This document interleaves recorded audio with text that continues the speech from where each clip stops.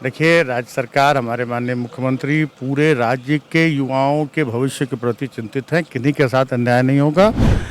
सभी पहलुओं पर विचार हो रहा है। जो विभिन्न परीक्षाओं में शामिल हो चुके हैं अभ्यर्थी और उनकी नियुक्ति नहीं हो पाई है किन्हीं वैधानिक कारणों से, तो उस पर भी माननीय मुख्यमंत्री चिंतन मनन कर रहे हैं और नई नियुक्तियों पर भी पूरी तरह से गंभीर है। नई नियुक्तियों के लिए भी कड़े निर्देश हमारे माननीय मुख्यमंत्री ने दिए हैं और जो भी अभ्यर्थी हैं जिन्होंने परीक्षाएं पास की हैं, उनके साथ अन्याय नहीं होगा, ये मैं भरोसा दिलाना चाहता हूं। इतिहास विषय के वैसे शिक्षक अभ्यर्थी जिनका वर्तमान काफ़ी मुश्किलों से गुजर रहा है, वो मंत्री मिथिलेश ठाकुर के आवास पर भी जाकर के इनसे मुलाकात की और लगातार वह नियुक्ति की मांग कर रहे हैं।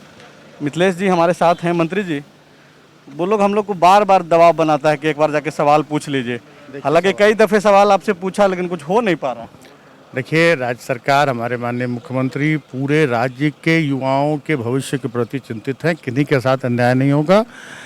सभी पहलुओं पर विचार हो रहा है। जो विभिन्न परीक्षाओं में शामिल हो चुके हैं अभ्यर्थी और उनकी नियुक्ति नहीं हो पाई है किन्हीं वैधानिक कारणों से, तो उस पर भी माननीय मुख्यमंत्री चिंतन मनन कर रहे हैं और नई नियुक्तियों पर भी पूरी तरह से गंभीर है। नई नियुक्तियों के लिए भी कड़े निर्देश हमारे माननीय मुख्यमंत्री ने दिए हैं और जो भी अभ्यर्थी हैं जिन्होंने परीक्षाएं पास की हैं, उनके साथ अन्याय नहीं होगा, ये मैं भरोसा दिलाना चाहता हूँ। इनका जो मामला है सर, वो 11 जिलों का मामला है। तकरीबन 652 सीट था। नागरिक शास्त्र और इतिहास के लोग अभ्यर्थी हैं। इसमें तो कोई प्रॉब्लम नहीं है। 2 साल से लगातार सब वेट कर रहे हैं। देखिए, कहीं भी कोई संवैधानिक तकनीकी अड़चन होगी तभी ये मामला अभी लटका हुआ है। लेकिन मैंने आपको कहा कि किसी के साथ अन्याय नहीं होगा। देर आए दुरुस्त आए वाली कहावत चरितार्थ होगी और निश्चित रूप से लोगों को न्याय मिलेगा और जो लोग योग्य हैं, जिनकी नियुक्ति होनी चाहिए, उनकी नियुक्ति निश्चित रूप से होगी। कुछ और सवाल, 1-2 सवाल लेंगे। वो ये है कि मुख्यमंत्री ने जब ट्वीट किया, यहाँ के झारखंड के युवा लगातार नौकरी मांग रहे थे और तकरीबन 4 लाख ट्वीट जो है 1 सप्ताह पहले किया गया।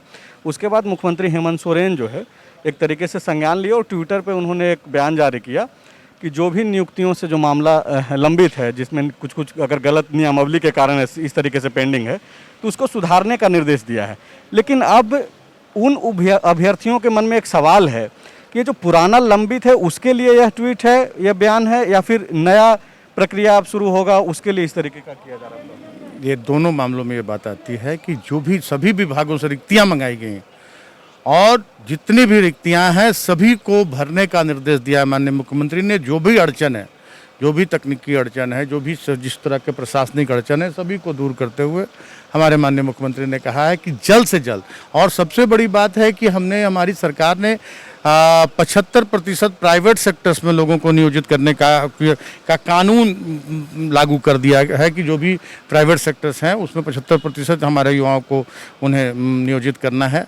और सरकारी भी जो नियुक्तियां हैं, लगभग 3.5 लाख वैकेंसीज हैं, उनमें भी उनको भी भरने का काम। तो नियोजन नीति पहले बनानी होगी ना, जिस तरीके से बातें सामने आ रही है। देखिए, मैंने कहा कि सारी अड़चनों को दूर करके, माननीय मुख्यमंत्री की भाषा को आपने ध्यान नहीं दिया, कहा कि सारी अड़चनों को दूर, सारी बाधाओं को दूर करके महीने में सारी बाधाएं दूर हो जाए।